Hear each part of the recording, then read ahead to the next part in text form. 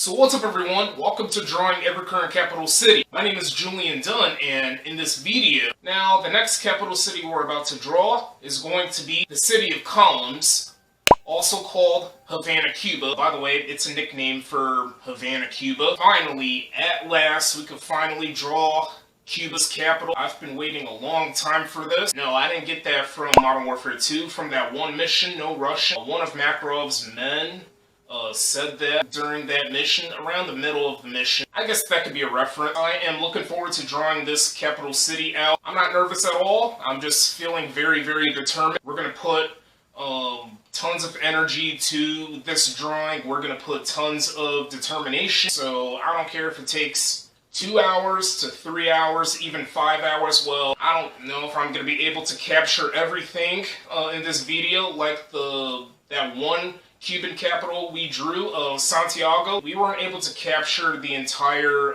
drawing process because my camera's memory got full. I still had to carry on. We were still able to get past, just like the rest of the Cuban capitals we drew in the past. It's been over 4 months since we've been working on these Cuban capitals. That's pathetic. That's because this series has been slowing down. I've been feeling burned out a little bit. I am sorry for that, but I made that comeback a few weeks ago. We just kept on going and going and going, drawing these Cuban capitals from start to finish. It doesn't matter how exhausted we get. It doesn't matter how quick or slow we get. We would just keep on pushing and pushing and pushing. There's this infamous propaganda poster that features Rosie the Riveter. We can do it. We're gonna dethrone this whole adventure of drawing these Cuban capitals. I am looking forward to putting myself out of my misery, but most importantly, we're gonna put ourselves out of our misery. So without any further ado,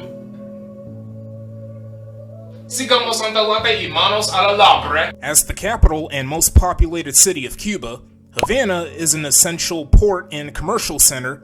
This city is the largest by its area, the most populated city, and its metropolitan area is the 4th largest, and all of that is in the Caribbean region. Yes, that's right. The city dates back to the 1510s during the 16th century when it was given birth by Velázquez. Originally, Havana was founded on the southern coast of the island. However, the settlement was short-lived. During the 1510s, a couple settlements got established by the Spanish on the north coast. Those settlements eventually became neighborhoods of the modern-day city of Havana. Just before the end of the 1510s, Havana got a location change from the south coast all the way to the north coast, so the other side of the island. The town used to be called this, thanks to Narvaez. Havana started off as a trading port and was repeatedly getting harassed by a bunch of buccaneers, pirates, and privateers. Ships would carry goods to the city just to create a stronger development for it.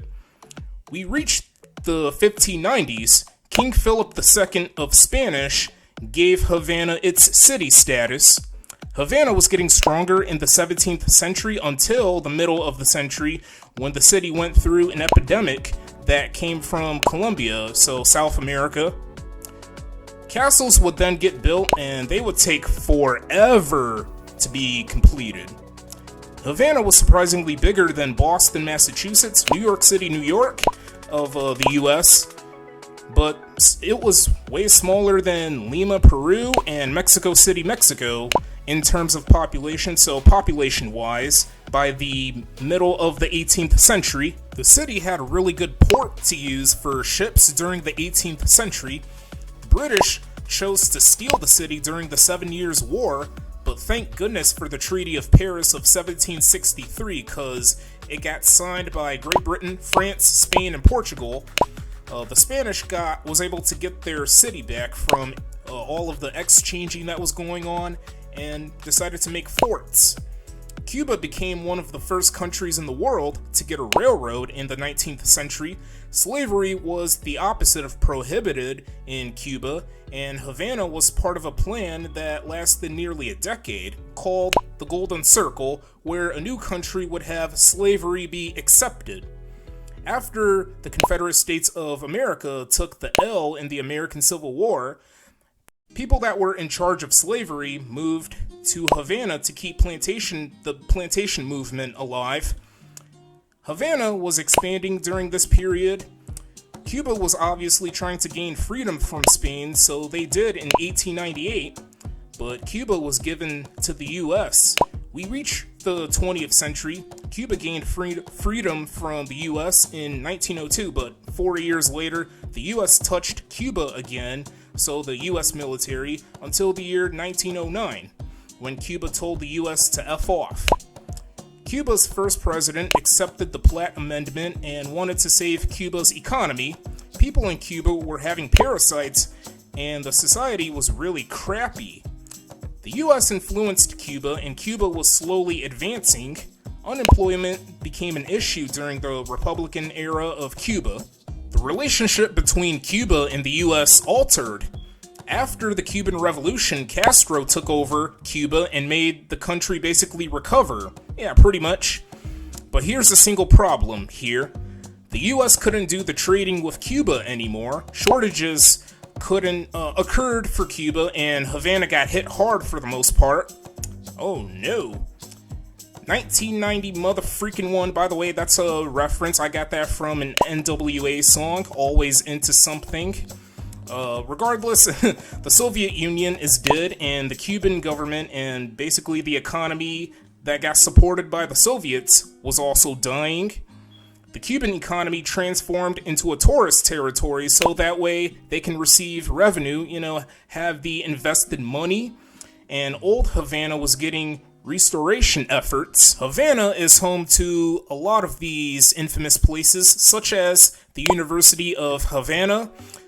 This sports team, it's a baseball team, and it really seems like Cuba really enjoys baseball. It's a popular sport of the country, obviously. Latin American Stadium, Old Havana, Old Square, Fort of St. Charles, Murrow Castle, Christ of Havana, the Great Theater of Havana, this area, Colon Cemetery, Museum of the Revolution, National Museum of Fine Arts of Havana, Havana Cathedral, and the National Capitol Building. Havana is the birthplace of several of these famous people, such as this ballet dancer, R.I.P., this infamous singer, R.I.P., this chess player, R.I.P., this writer, R.I.P., these poets, R.I.P., this architect, R.I.P., these baseball athletes, R.I.P., and umpire, Angel Hernandez. I had to draw some portions of the Havana artwork off camera so that way I could capture, the good portions on camera, which is quite the strategy for me. I have been doing that for several months. It's been a couple years now. I have done it before for numerous U.S. capital cities. I think the Canadian capitals too, and Jamaican capitals. I'm not too sure. But one day I'm gonna have to get a memory card that's gonna take up a lot more storage, a lot more video/photo files or image files, and I'll be able to capture a lot more stuff on camera so that you guys can be, impressed with the amount of progress I would do. It doesn't matter what artwork I do, whether if it's a landscape, a cityscape, or a human. The memory card that I got is a 32 gigabyte memory card by SanDisk, so I get to record for 3.5 hours.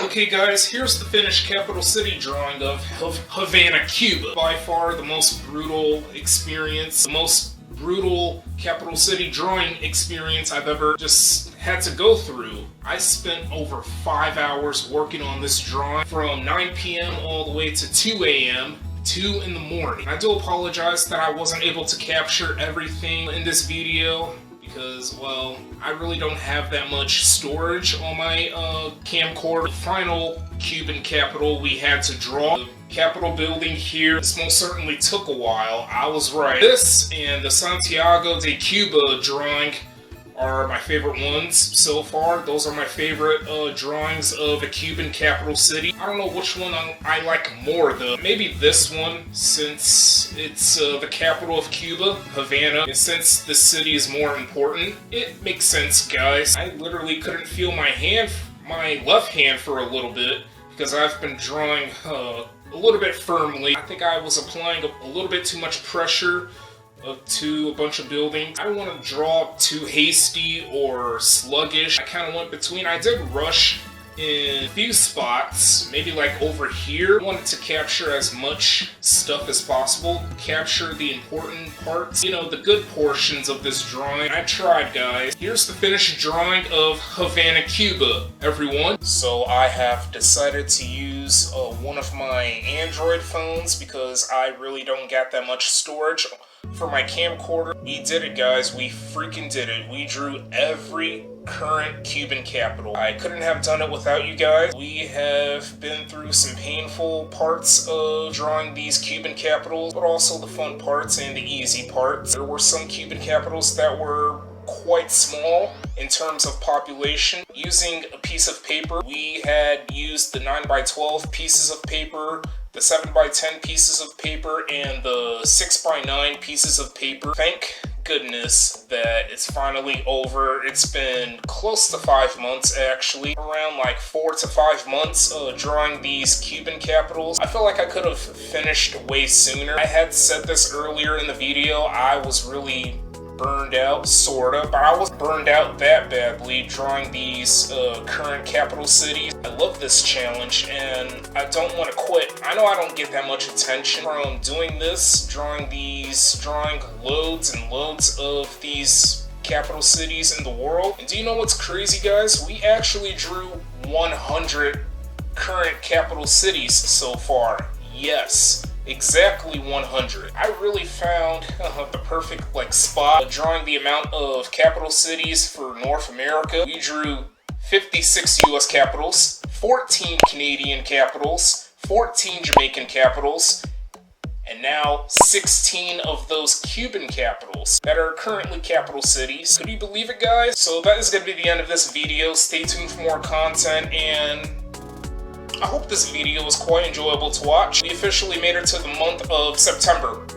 Feel free to subscribe to this channel. Feel free to follow me on Twitter and Instagram. Oh, and also, feel free to follow my Facebook page. And thank you very much for watching. I appreciate your time.